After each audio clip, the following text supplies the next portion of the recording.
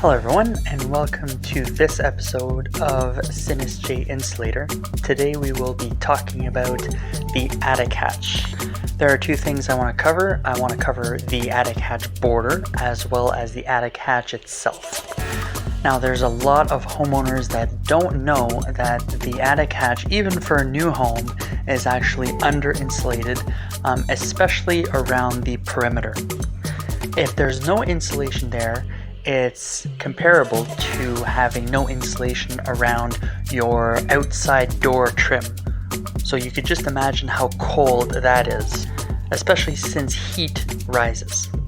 So the actual best way to do that is to insulate that border.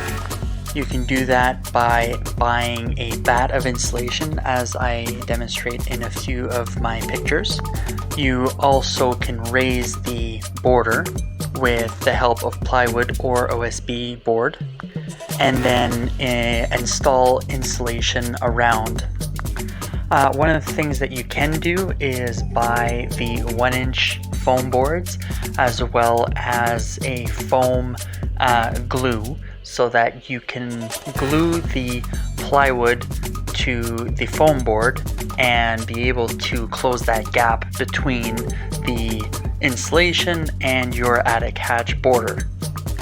The attic hatch border ultimately should have no space between it and the actual attic hatch.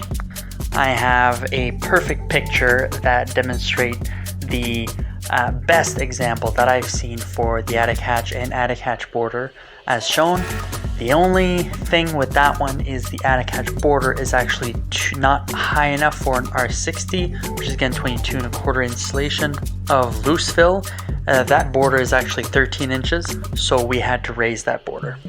But all in all, if you do this, you will save a ton of money and avoid having that heat loss right at the spot you didn't think you would lose heat. The other thing as well is with that heat loss comes that condensation that you see on that plywood, and which will ruin the trim around your attic hatch. If you like this video, please give a nice thumbs up, subscribe, and check out my other video next Tuesday.